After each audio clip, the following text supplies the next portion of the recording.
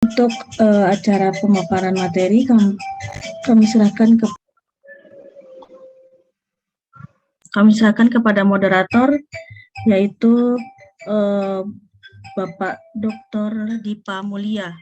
Bapak Dr. Dipa Mulia ini adalah, kami bacakan sekilas, beliau adalah dosen Magister Manajemen Universitas Mercu Buana, dan beliau juga mengemban strata 1 di Fisika ITB dan S2 di Magister Manajemen UI Universitas Indonesia dan juga Magister Hukum di Universitas Padjadjaran, serta beliau mengemban studi S3 di Universitas Padjadjaran. Acara selanjutnya kami persilahkan kepada Bapak Dr. Dipa untuk dapat membantu melanjutkan. Silakan Pak Dr. Dipa. Terima kasih Bu Dr. Aldina. Assalamualaikum warahmatullahi wabarakatuh. Selamat pagi Bapak Ibu sekalian, seluruh peserta maupun pemateri pada hari ini. Alhamdulillah kita bisa berkumpul bersama untuk melaksanakan satu program pengabdian kepada masyarakat yang bertemakan keberlangsungan UMKM di masa pandemi dan pasca pandemi. Mudah-mudahan ini topik yang sangat relevan pada saat kita hari ini. Dan kita bersyukur, terima kasih kepada Bapak Rektor, Profesor Dr. Ngadino Surip yang sudah membuka acara ini. Dan terima kasih juga kepada pembicara utama kita, Ibu Profesor Dr. Marina Sari.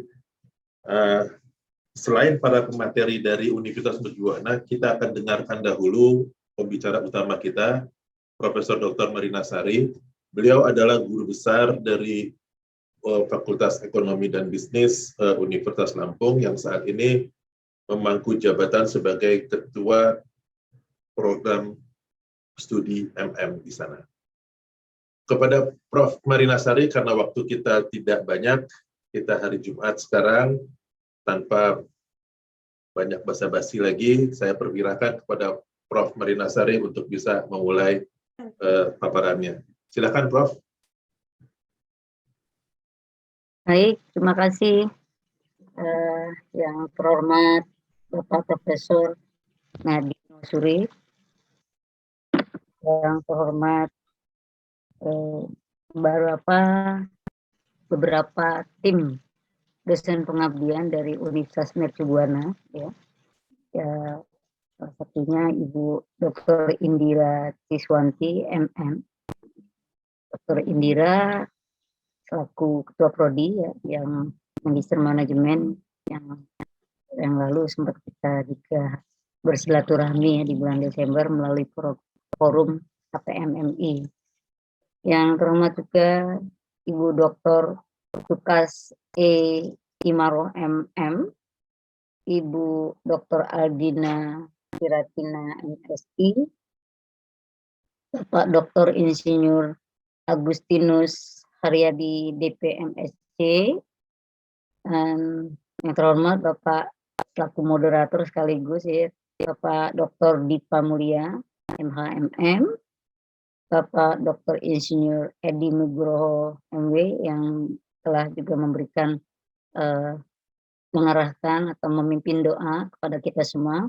Semoga doa-doa tadi Allah mengijabahkannya agar kita bisa, ya, semua sehat, kemudian mendapatkan ridho Allah SWT. Dan yang terakhir, ini tim pengabdian, dosen pengabdian masyarakat Universitas Mercu Buana, Bapak Dr.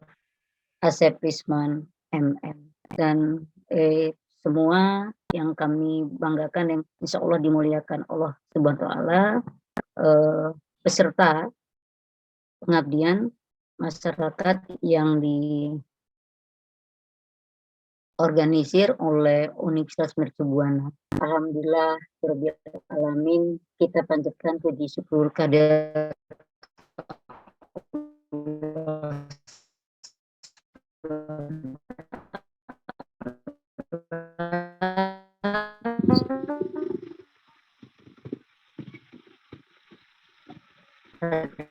ini kita bisa bersilaturahmi ya, tatap muka, dan proses hari ini lancar akan dilanjutkan dengan berbagai kegiatan pembinaan pengabdian kepada masyarakat kepada beberapa UMKM yang dibina oleh Universitas Mercubuana. Informasi yang saya dapatkan dari Dr. Ririn, ini ada sekitar 40 UMKM yang dalam pembinaan Universitas Mercubuana di sekitar lingkungan DKI Jakarta atau Depok gitu ya, atau ya Jabodetabek. Baik, Bapak Ibu sekalian, mohon izin juga Pak Profesor Ngadino Surip, saya akan mempresentasikan materi saya.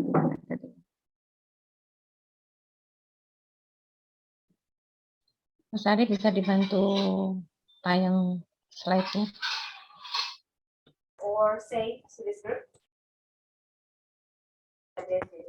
Boleh dibantu. Ini sudah bisa. Bisa, Prof. Oke, Prof. Lihat, Ibu. Share-nya. Ya, sudah terlihat, Prof. Ya, oke. Sudah, Prof. Satu catatan tadi atas arahan Bapak Profesor Dr. Ngadino Surip, Bapak Rektor Universitas Mercubuana, bahwa kegiatan pengabdian ini harus diintegrasikan dengan aktivitas tridharma yang lain, yaitu aktivitas penelitian dan pendidikan dan pengajaran. Nah, apa yang saya akan paparkan di sini adalah ini adalah bagian dari hasil proses penelitian yang sudah saya lakukan sebelumnya tentang kinerja UMKM, khususnya di perspektif sektor industri kreatif. Ya. Karena temanya tadi dimintakan bagaimana kondisi kinerja UMKM kita pada masa dan pasca pandemi COVID-19. Nah, saya akan banyak memberikan berbagai contoh dalam perspektif sektor industri kreatif. Ya. Mengapa ya sektor industri kreatif? Nah, sektor industri kreatif ini sudah menjadi ya arahan ya dari Presiden kita Jokowi, bahwa ini menjadi sebuah amanah Presiden, bahwa sektor ekonomi kreatif atau industri kreatif ini bagian dari merupakan dari sektor ekonomi kreatif, itu harus menjadi tulang punggung ekonomi Indonesia. Nah, isu inilah yang menggelitik saya untuk memfokuskan bagaimana kondisi UMKM kita, kinerja UMKM kita di Indonesia, terutama ke sektor industri kreatif. Nah, mengapa demikian? Mungkin ini saya sampaikan bahwa UMKM itu banyak bergerak di 5 bidang utama industri: makanan minuman, kerajinan kayu dan anyaman, tekstil pakaian jadi, dan berbagai barang yang lain, yaitu industri tepung, kemudian logam, dan furniture. Nah, di antara 5 subsektor bidang industri ini adalah bagian dari subsektor industri kreatif. Makanan minuman ini adalah di sektor kuliner, merupakan bagian dari sektor industri kreatif. Tekstil demikian, yang nanti tekstil yang kepada aspek kreativitas. Ya, kita tahu itu sangat fokuskan kepada hasil-hasil nilai-nilai kearifan lokal ya. Kita punya batik, kita punya apalagi kita punya berbagai passion yang terkait dengan nilai-nilai kearifan lokal. Nah, demikian, maka mengapa saya melakukan industri kreatif, gitu ya, fokus ke sana. Sebelum kita lanjut, mungkin saya perlu memberikan informasi ya, bahwa kita selama ini selalu berbicara UMKM. UMKM itu seperti apa, gitu ya. Nah, ini ada 2 perubahan kriteria UMKM di tahun 2008 dengan UMKM yang didasarkan kepada PP UMKM nomor 7 2021. Kalau di PP UMKM nomor 7 2021 ini adalah payung hukumnya dari Undang-Undang Cipta Kerja ya gitu. Memfokuskan kepada modal usaha dan penjualan tahunan. Nah, atau kekayaan bersih. Kekayaan bersih atau modal usaha ini paling banyak itu 1 miliar untuk mikro ya, kita mengenal adanya mikro. Kecil itu lebih dari 1 miliar hingga 5 miliar, menengah itu di atas 5 miliar sampai dengan 10 miliar. Nah, di atasnya itu adalah dalam skala usaha besar ya. Kemudian kalau kita lihat dari penjualan tahunan, itu untuk mikro itu paling banyak 2 miliar, kecil itu 2 miliar sampai dengan 15 miliar, usaha menengah itu 15 miliar sampai dengan 50 miliar. Bapak Ibu semua, mungkin para peserta UMKM tinggal menyimak, mengevaluasi berada di mana kita, apakah mikro, kecil, dan menengah. Nah, hal yang menarik di mikro ini ada pemain terbanyak di antara kecil dan menengah. Itu hampir dari total jumlah UMKM yang ada itu hampir sekitar 93%-nya adalah usaha mikro. Ya. Nah, pertanyaan kita, bagaimana UMKM ini? Gitu ya. Bagaimana UMKM ini pada posisi pandemik dan posisi pasca pandemik? Nah, tentunya kalau kita bicara pasca, ini masih kita bertanya-tanya kapan mulainya pasca pandemi yang kita kenal dengan new normal. Kapan mulainya new normal? Akankah pandemi ini berakhir di tahun 2022 atau masih berlanjut di gelombang 4? Nah, kita agak sedikit ya kadang-kadang ya horor juga ya kata-kata selalu sirkulasinya di hampir setiap Februari Maret. Pertama kali kita mendapatkan pandemi ini pertanggal 3 Maret 2020. 2021 Maret juga mulai lagi muncul di puncaknya di bulan Juli 2021 kita punya pandemi yang dikenal dengan versi Delta gitu ya. COVID-19 versi Delta. Nah, sekarang muncul lagi versi Omicron. Ya, diplesetin katanya uminya dari virus katanya. Itu diplesetin ya mainan kita semua ya. Oke, Bapak Ibu. Nah, persoalan itu ya sebenarnya terlepas dari kondisi dunia masa pandemik ya. Sebelum masa pandemik, UMKM ini sendiri ada hal yang sangat menggembirakan.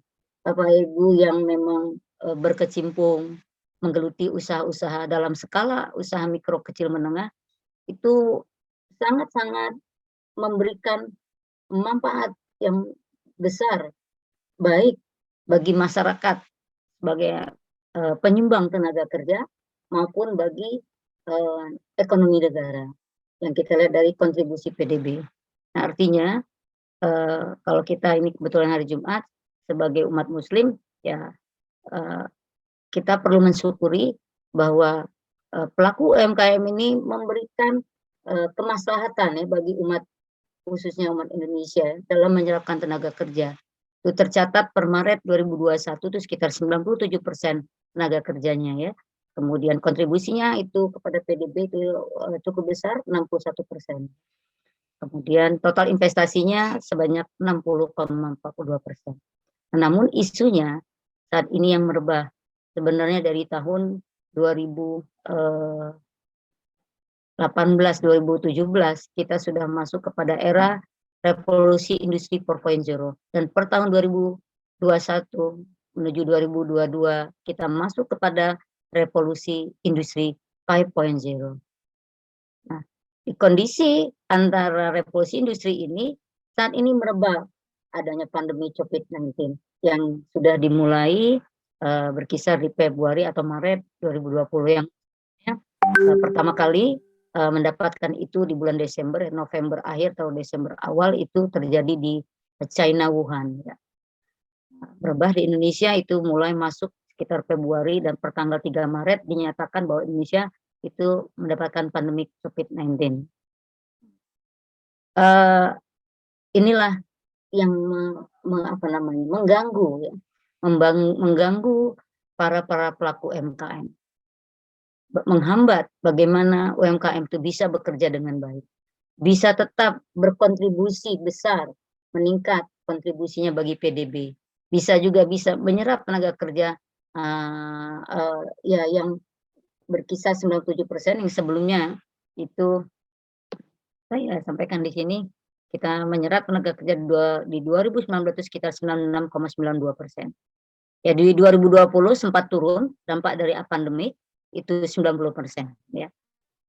Dan yang menggembirakan jumlah UMKM ini juga cukup tinggi ya, meningkat ya dari tahun 2018 tercatat di sini 2019 65,5 juta dan di tahun 2020 nah ini Masya Allah kita diberi cobaan pekerjaannya menurun akibat banyaknya ya, pemutusan hubungan kerja di mana UMKM itu banyak yang tutup.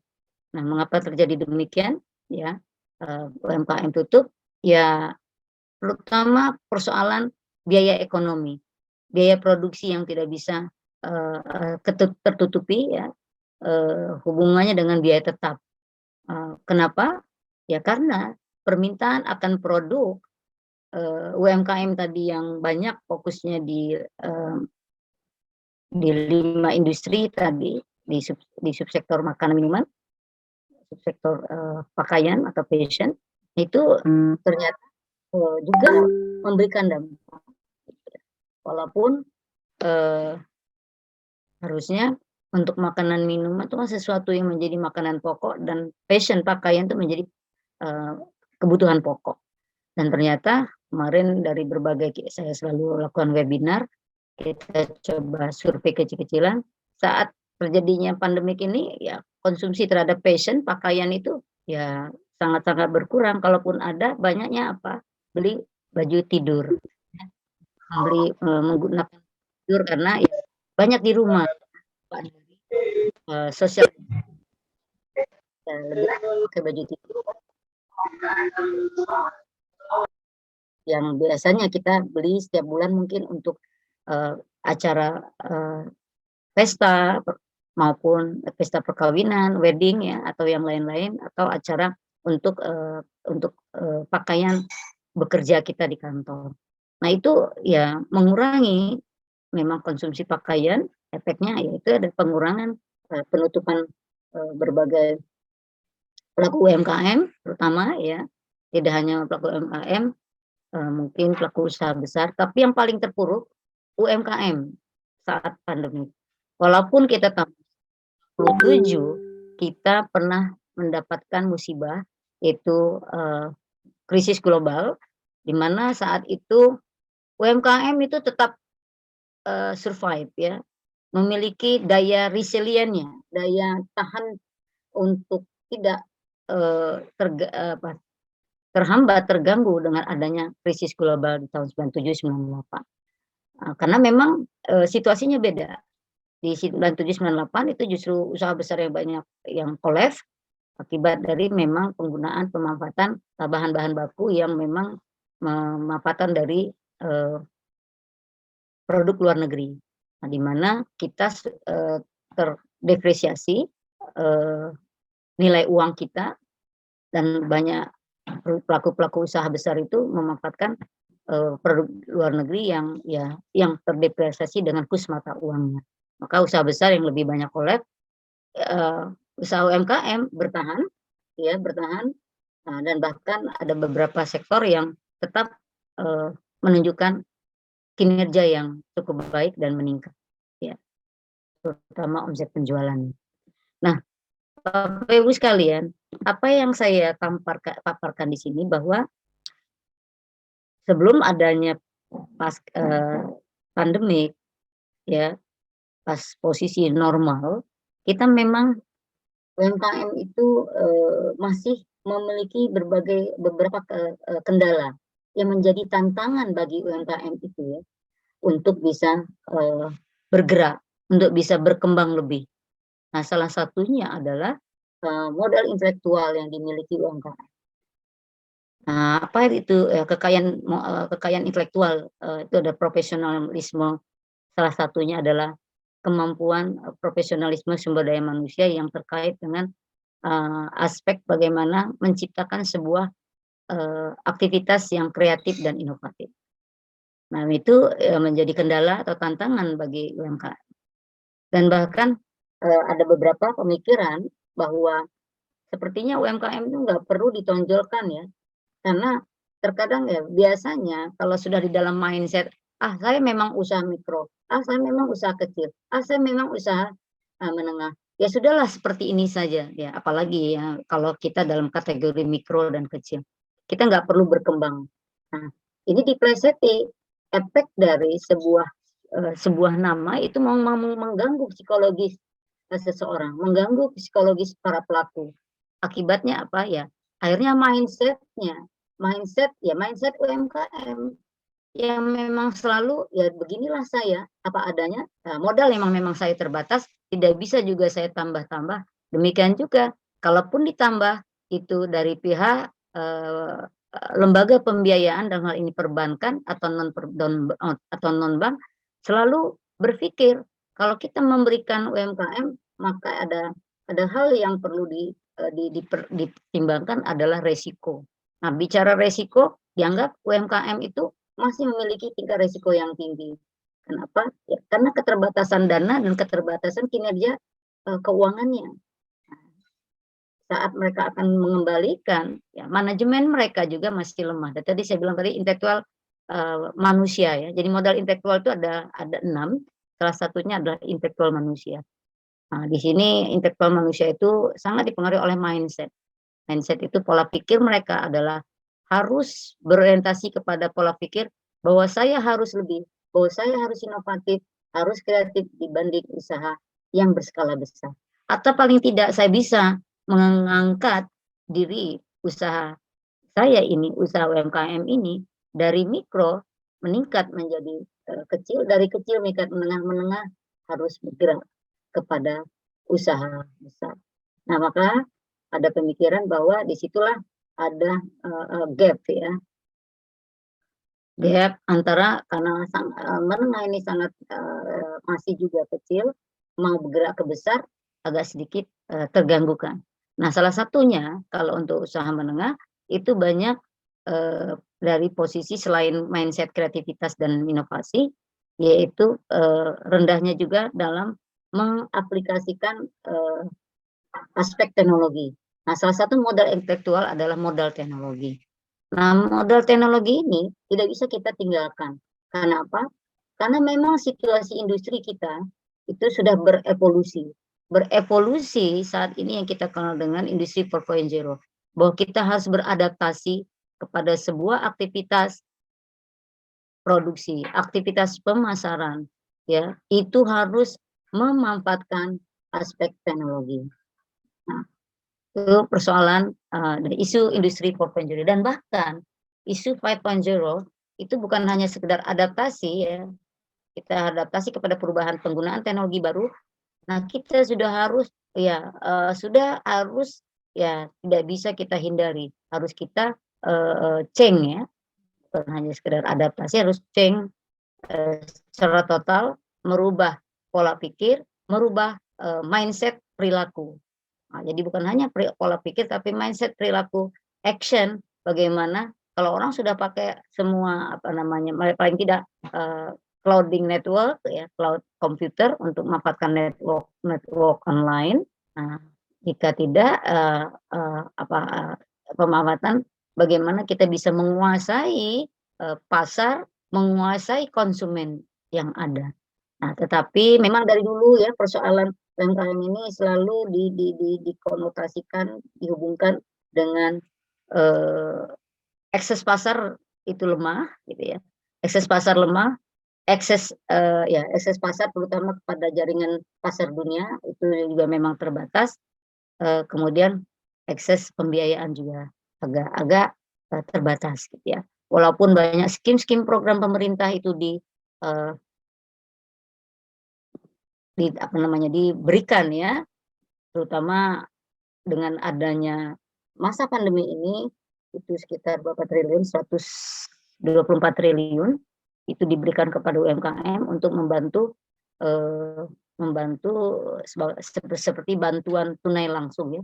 Per UMKM itu 1,2 juta. Bisa dibayangkan dari jumlah UMKM yang ada ya. Kita punya jumlah UMKM itu sekitar 65 jutaan lah ya di tahun 2021. Walaupun di tahun 2020 64 juta, di tahun 2019 itu sekitar 65,5. Dan akan terdongkrak di tahun 2021 akhir dan 2022 itu seiring dengan peningkatan pertumbuhan ekonomi kita itu mencapai sekitar 3% ya. Yang sebelumnya kita di tahun 2020 akhir itu minus sekitar 2-3% ya. Nah, tentunya yaitu ya salah satunya ya kontribusi dari UMKM memang akan sudah tergerus juga ya. Nah, kondisi ini tadi mungkin perlu saya sampaikan Bapak Ibu sekalian ya, saat pandemi ya, ini hasil survei LIPI, hal-hal yang memang mengganggu kinerja UMKM. Pertama, terjadinya penurunan penjualan yang hampir 95% itu drastis ya, turun ya, jadi turun. Kemudian karena tadi sudah saya sampaikan, karena demand ya, permintaan akan produk itu semakin lemah. Kemudian penjualan itu ternyata dari 94% itu lebih dari 75% itu dialami oleh usaha yang memanfaatkan penjualan secara offline ya, atau secara tatap muka langsung. Itu sekitar paling tinggi 47%. Nah, yang penjualan online itu sekitar 40% dan sisanya dengan modifikasi metode penjualan offline dan online. Itu 39%. Ya. Penjualan menurun sebesar itu dari sumbangan penjualan. Nah, kalau kita lihat data ini bahwa Bapak Ibu, apa yang harus kita lakukan? Yang terbaik, gitu kan.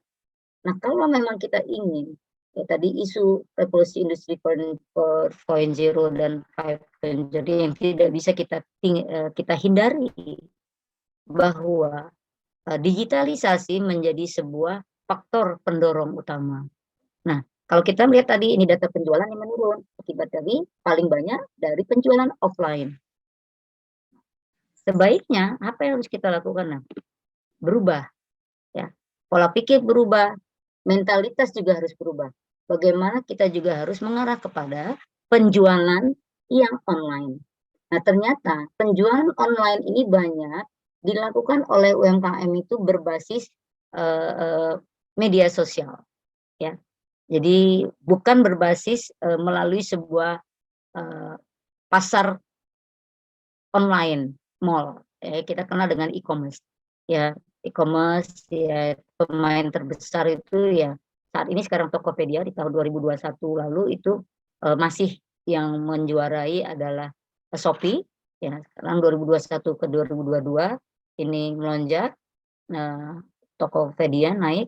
Nah, kalau saya lihat terjadinya peningkatan pengunjung dan pembelanjaan melalui online mall ini ya, pasar online, kita kenal dengan e-commerce, itu terjadinya Tokopedia itu melonjak tinggi di atas Shopee.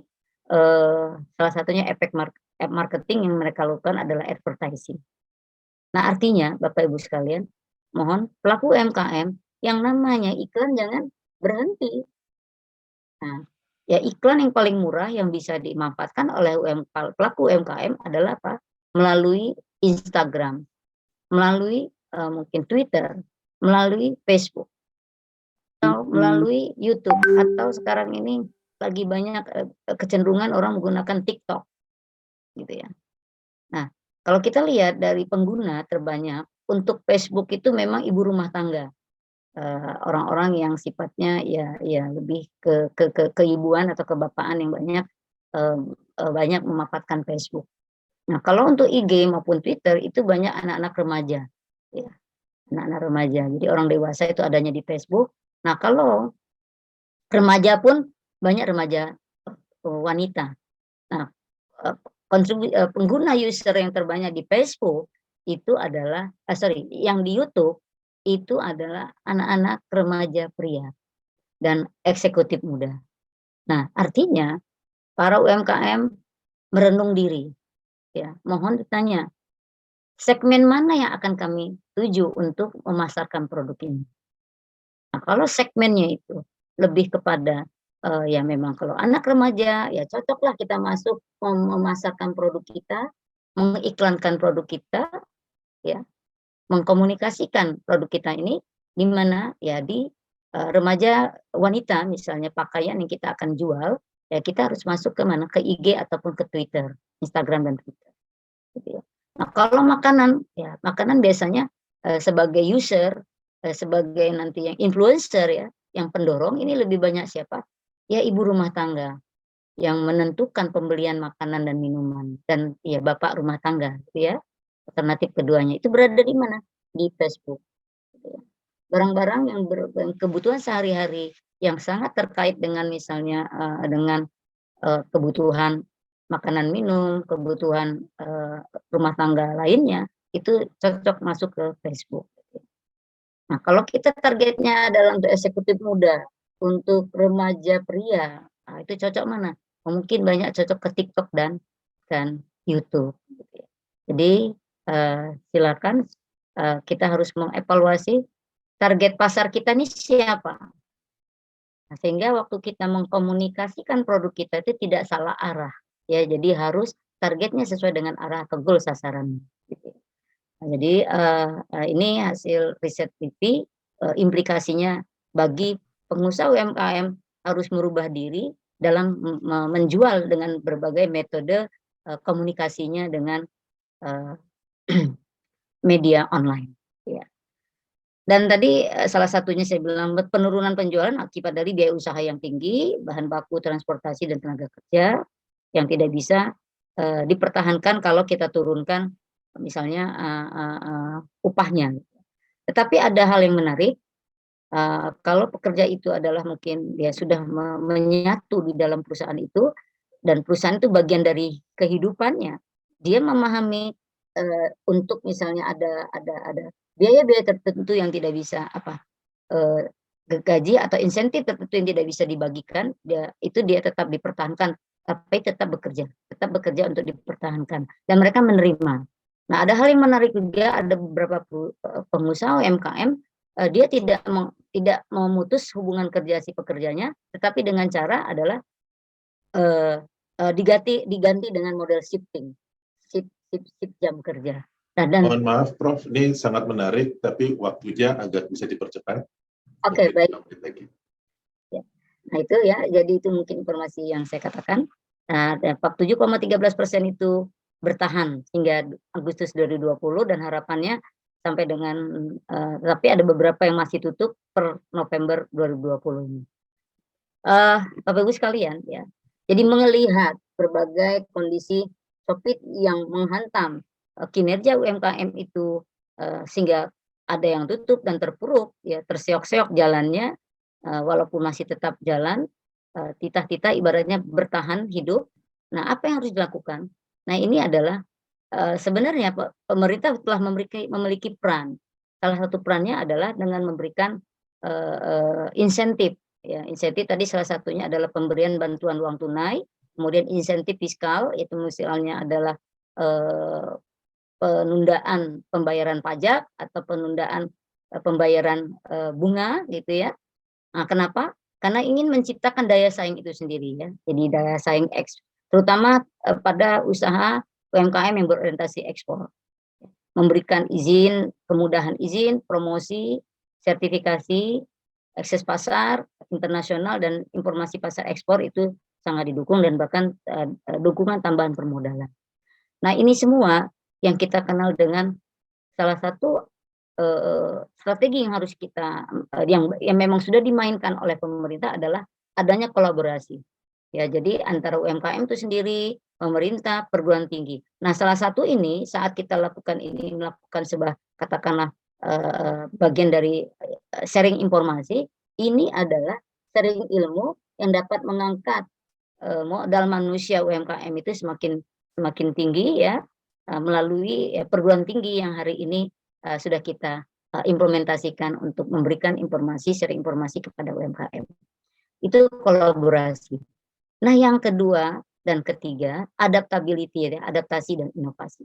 Ya, di new normal maupun dari saat ini kita sudah bisa memainkan peran tadi ya, bagaimana UMKM harus bisa beradaptasi kepada kondisi digitalisasi, beradaptasi dengan kondisi pandemik ini, paling tidak mencari jalan keluar.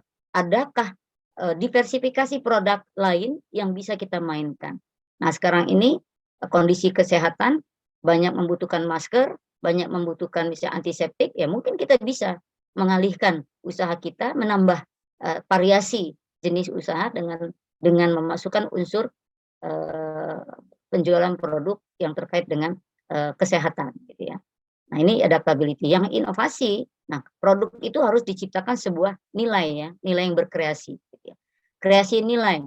Kalau kita misalnya jual makanan, selama ini kok kayaknya bosen ya ngelihat yang namanya donat, pengen makan donat tapi kayaknya ngelihatnya sudah nggak enak gitu ya, gitu-gitu aja ngeliat donat ya. Paling juga dikasih toppingnya apa? Coklat, keju gitu ya. Tapi bentuknya, gitu ya. Bentuknya itu juga bisa memberikan arahan, dampak gerak ya, dampak memotivasi si konsumen untuk menggunakan, untuk mengkonsumsi. Bentuknya bisa kita mainkan ya. Jadi inovasi di situ adalah mengkreasikan nilai. Bentuknya misalnya ya yang tadinya kita tahu donat itu adalah lingkaran, dikasih bolong tengah. Tapi bagaimana mungkin lingkaran kita bisa membentuk dalam bentuk misalnya bintang dengan toppingnya mungkin dimodifikasi antara keju atau coklat ditambah dengan buah-buahan misalnya gitu ya. Mungkin itu mungkin lebih kreasi ya, jadi inovasi. Jadi saya katakan ya, mungkin ini nggak perlu saya sampaikan, nanti silakan dibaca lebih lanjut situasi industri kreatif ya. Nah, industri kreatif itu punya berbagai sektor ya, sebagai kreasi intelektual ada sekitar 16 subsektor. Jadi adalah seni rupa, seni pertunjukan, iklan, penerbitan, musik, kuliner, arsitektur, desain interior, komunikasi visual, desain produk, fashion, fotografi, dan kriya. Nah, Bapak-bapak, Ibu UMKM yang saya hormati, yang hadir pada hari ini dalam pertemuan visualisasi kita online ini, mudah-mudahan di antara Bapak Ibu yang memang bergerak di subsektor ini, yaitu tambahan lagi aplikasi dan game, film dan animasi video. Nah, di antara ini ada 3 prioritas subsektor industri kreatif, yaitu unggulan ya, subsektor unggulan kuliner, kriya, dan fashion. Ini penyumbang PDB yang tertinggi. Nah, jadi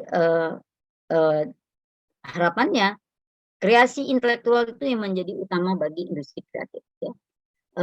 Oke. Dengan 3 strategi, yaitu inovasi, adaptasi, dan kolaborasi, agar kita mampu bersaing. Bersaing tidak hanya di dunia lingkup di negara Indonesia, tapi mampu bersaing. Nah, inovasi ya itu Bapak Ibu sekalian, yang paling berpengaruh di sini adalah memodifikasi antara aktivitas marketing dan entrepreneurship, yang kita kenal dengan entrepreneurial marketing. Nah, di sini apa yang harus dilakukan? Revolusi mental. Untuk apa? Untuk memanfaatkan teknologi informasi dan digitalisasi. Ya. Jadi IM ini hasil survei saya kemarin menjadi faktor utama itu sekitar 90% menciptakan daya saing sebuah industri kreatif yang bagian dari yang memiliki skala UMKM. Ya, nah, mereka harus memainkan pemasaran yang kreatif dan menciptakan kepuasan nilai bagi konsumennya, proaktif dan berani mengambil peluang untuk mendapatkan posisi di tingkat daya saing global. Ya, dengan cara tadi revolusi mental selain revolusi perilaku ya, perilaku maupun mindset ya, pola pikirnya untuk merubah beradaptasi kepada sebuah aspek teknologi informasi dan digitalisasi. Ya. Nah, ini memang berkorelasi ya, indeks human capital kita terutama ini tidak hanya ya terutama di usaha UMKM itu sekitar di rank 87 di antara 126 negara ya. Nah, tadi saya katakan bagaimana revolusi pola pikir untuk bisa beradaptasi menciptakan transformasi digital. Itu harus juga dibarengi dengan budaya digital. Nah, bagaimana dari pimpinan UMKM sampai kepada tenaga kerja yang terlibat itu harus satu kesatuan bergerak menuju kinerja UMKM yang menakjubkan ya, meningkatkan skalanya dari mikro menjadi kecil, yaitu ada peningkatan omset penjualannya atau modalnya atau asetnya itu harus menjadi sebuah budaya digital itu harus sudah masuk di dalam proses kerjanya usaha UMKM itu sendiri. Nah, yang menarik memang usaha UMKM itu masih memiliki daya tangguh ya, resilient, tangguh bertahan. Ya. Nah, itu salah satunya dari aspek intervensi pemerintah atau tadi ya ada sebuah kolaborasi ya. Dan intervensi pemerintah ini tidak henti-hentinya dari dulu ya. UMKM itu muncul hingga sejak 90-an ya. Itu udah diinikan UMKM itu sudah mulai digerakkan oleh pemerintah. Selain itu ya berbagai instansi yang lain di sektor-sektor memang beberapa sektor ini memang belum terlihat sinergitasnya ya, masing-masing berjalan sendiri untuk mengembangkan UMKM sehingga terkadang ya kita lepas kontrol. Ini agak yang memang perlu kita evaluasi bersama. Ini yang saya katakan tadi Pentahalit ya, kerjasama ya. Bisa dipercepat sedikit Bu? Media juga sebagai pendukung ya, bagaimana bisa memasarkan produk UMKM, mungkin bisa juga sebenarnya sudah banyak media ya. Saya lihat kemarin ada sebuah situs namanya Link UMKM. Link UMKM itu mencoba membantu beberapa pelaku UMKM itu bisa masuk ke dalam situs Link UMKM untuk bisa memasarkan, mengkomunikasikan produk UMKM.